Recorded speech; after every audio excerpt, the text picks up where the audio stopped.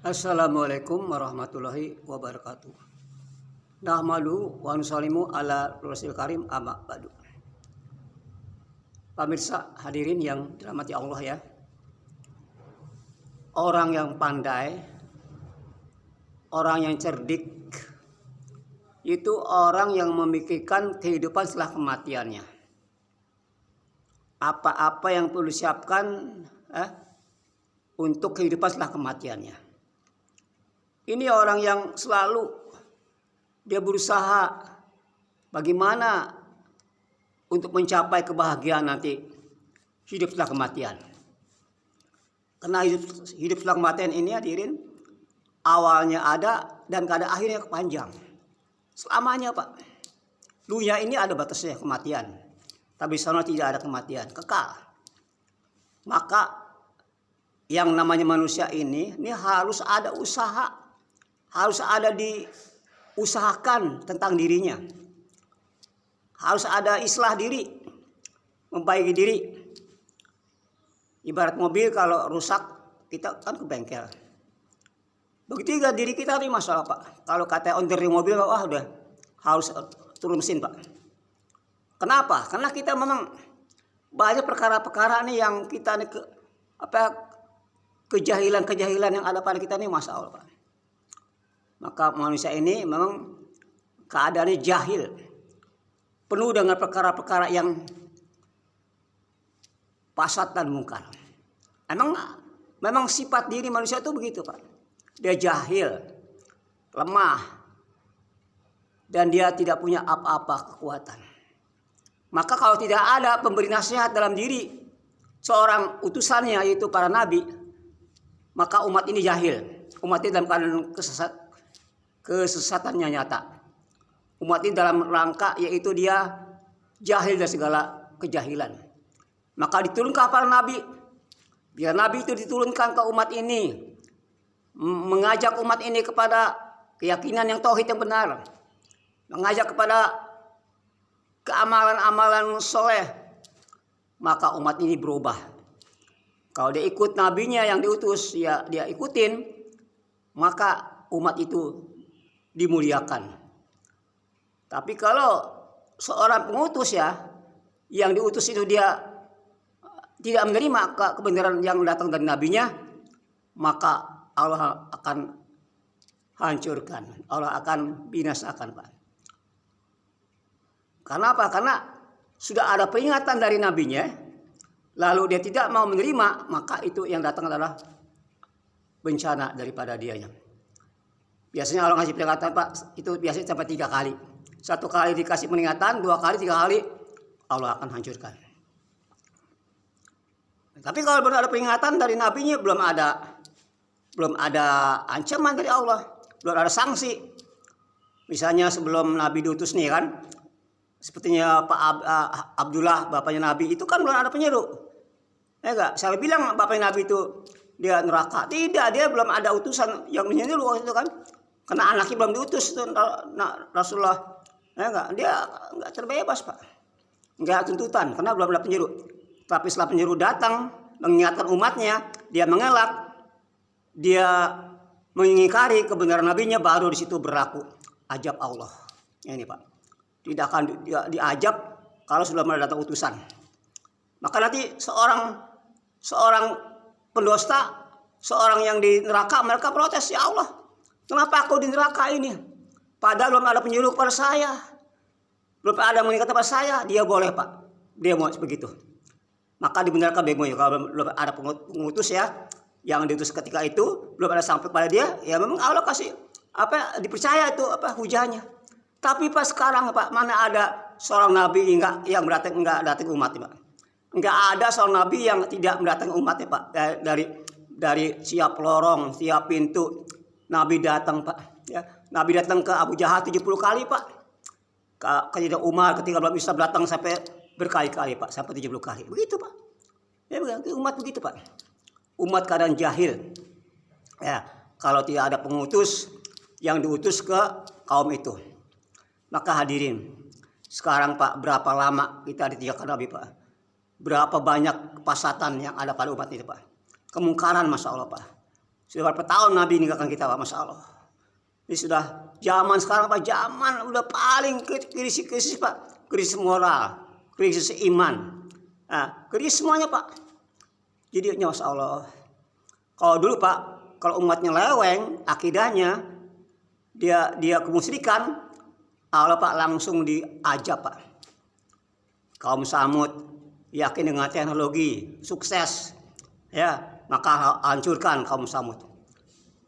Kaum Saba yakin dengan pertanian, sukses, maka nabinya diutus ke kaum Saba, tapi umatnya mengingkari kebenaran nabinya, Allah hancurkan sehancur-hancurnya.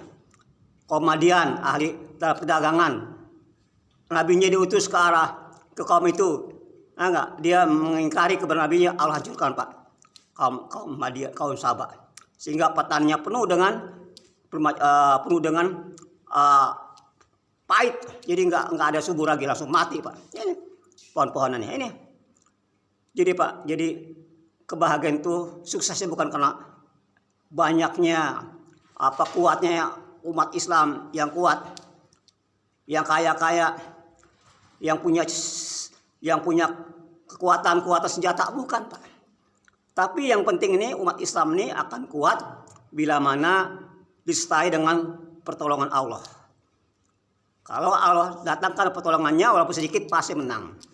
In tansurulha yansukum wa yusabit aqdamakum. Ya, bagaimana di perang Hunain Pak. Itu orang Islam banyak. Orang kafir justru sedikit, tapi kalah sama orang kafir. Kenapa? Keyakinannya salah. Mereka dengan bilangan akan menang, padahal di perang Badar kan itu kaum Islam cuma 330, orang kafir 1000, tapi Allah datangkan pertolongannya Pak, sehingga di perang Badar itu buat Islam menang Pak. Itu malaikat turun Pak ngebantu daripada kaum muslimin Pak, sehingga mereka sebelum sahabat itu memancung musuhnya dengan pedang, orang itu sudah putus duluan Pak kepalanya. Itu Allah bantu Pak. Malaikat turun. Enggak. PLN, pertolongan langit tampak Pak. Itu kalau sudah Allah bantu Pak. Jadi Islam kuat itu bukan banyaknya, kuat senjata, tapi Allah bantu. Nah, setelah dibantu Allah ini, kita bantu agama Allah. Intan surullah yang sukum wa sabit aqdamakum. Dan siapa yang bantu agamaku, aku bantu lagi kamu. Enggak. Aku bantu kamu dari musuhmu yang tegap, kata Allah.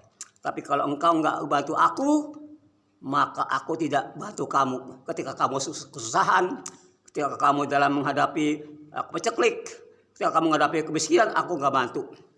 Itu Pak. Jadi memang saat kita dibantu nih, agama Allah Pak, ini tugas kita semua. Bukan tugas pegawai negeri, PLN, bukan tugas petani, bukan tugas pedagang, bukan Pak. Tugas kita semua untuk bagaimana agama ini bisa meningkat, agama itu bisa maju Pak. Ini kita semua ada kewajiban untuk menyuruh, mengajak, mengingatkan manusia kepada Allah.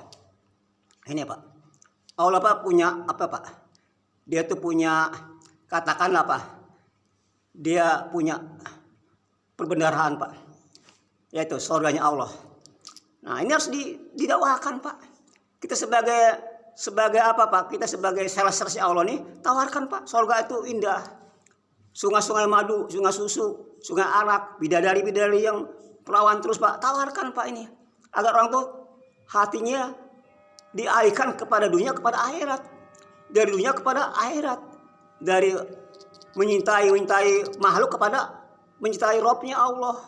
Dan mencintai benda-benda dunia kepada benda akhirat. Itu amal Pak. Time is amal. Ini Pak.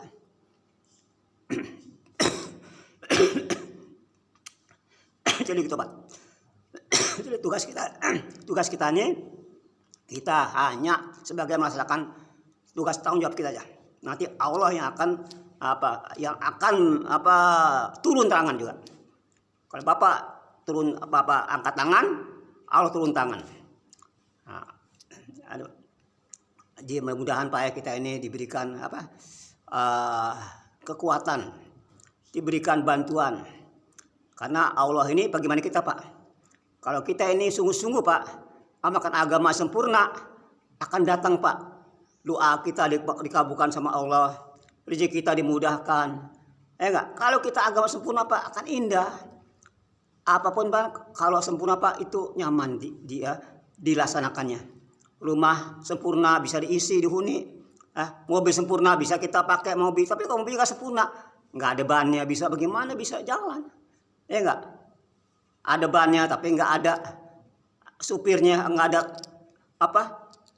setirnya, nggak bisa jalan. Jadi sempurna Pak, baru ada manfaat. Begitu agama, kita sempurnakan agama Allah ini.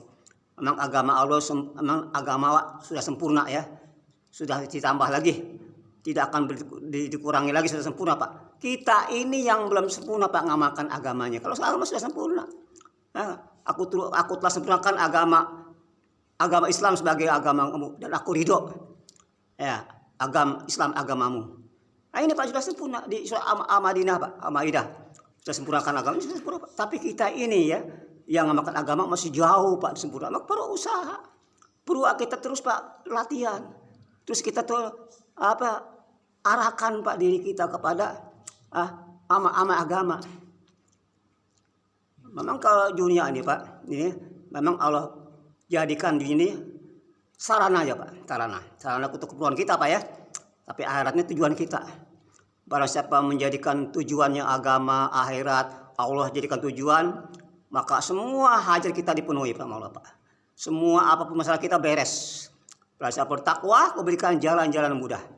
Tapi barang siapa yang meninggalkan perintah Allah, menjauhkan amal agama Pak, akan datang berbagai macam musibah.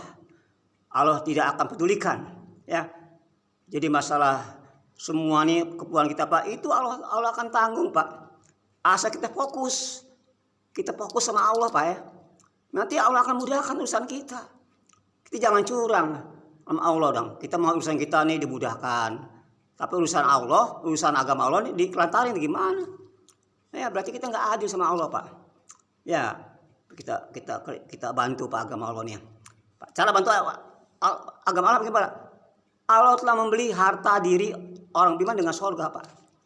Harta diri waktu ini bukan milik kita Pak. Jadi milik Allah. Jadi jangan gunakan harta ini semau kita Pak. Diri, waktu, perasaan. Diri kita pun bukan milik kita Pak. Orang mengaku ini rumah saya, ini kebun saya kan. Diri kita sendiri bukan milik kita, milik Allah. Lalu apa milik kita yang sebenarnya Pak? Amal kita yang kita gunakan untuk agama Allah Pak. Kita punya uang, sedekahkan, itulah harta kita. Kita punya sholat, gunakan untuk sholat kita, itulah harta kita. Kita puasa, kita baca Quran, dengan ikhlas, itulah harta kita Pak. Sedangkan rumah, jabatan itu akan nggak kita bawa. Itu semua kita tinggalkan Pak. Ya nggak? Jadi kita harus paham Pak, semua yang namanya itu akhirat, itulah yang namanya kita beramal karena Allah. Ya nggak? Harta, diri, waktu, itulah harta kita Pak. Yang lain itu akan hilang. Akan sirna, akan kenang-kenangan. Mana rumah saya yang mewah nggak ada lagi. Mana jabatan saya nggak ada lagi Pak. Yang ada hanya masa Allah. Ya kubur menjadikan lembah neraka. Nauzubillah min dzalik Pak ya. Jangan sampai begitulah ya. Kita jadikan kubur taman-taman surga. Ya nggak? Itu Pak bagaimana? Kubur menjadi taman surga. Amal kita sekarang Pak, kita harus dimulai dari amal kita yang benar, yang soleh, yang lurus. Nanti kubur menjadi ridaton jannah, taman-taman surga Pak. Ya enggak, karena awal pertama kita mengalami menuju akhirat, ya alam kubur lah. Kalau alam kubur sudah mulus, alam akhirat yang berikutnya lebih enak lagi kan. Tapi kalau di alam kubur kita sudah banyak masalah, maka alam berikutnya lebih parah lagi Pak. Sirat, mizan, ya enggak? Padang mahsyar, masya Allah Pak. Itu lebih parah lagi. Jadi penentuannya di alam barzah, dalam kubur. Apa kubur menjadi taman surga, apa kubur menjadi lembah neraka, itu tergantung daripada amal yang kita kerjakan di dunia. Di dunia kita menjaga amal Pak. Ya enggak? Amal jaga nih, jaga sholatnya, malam hari kita tahajud. Ya enggak? Kalau saum kita kerjakan. Nah nanti di akhirat amal Bapak menjaga Bapak. Ya di akhirat nanti amal menjaga kita Pak. Sekarang kita menjaga amal nih ya. Nanti amal menjaga kita pada akhirat ya, akan membawa nanti kita ke surganya Allah. Baca Quran kita nanti akan menjadikan seorang pemuda yang cantik Pak, yang ganteng. Itu amal yang kita yang Bapak kerjakan, baca Quran Bapak, puasa Bapak, zakat Bapak, itu semua akan menjadikan penolong kita Pak Sana. Iya, salah ya. Mudah-mudahan kita diberikan, kita terus istiqomah ya dalam kita melaksanakan perintah Allah. Subhanallah wa bihamdihi, subhanaka wa bihamdika, astaghfirullahaladzim. Assalamualaikum warahmatullahi wabarakatuh.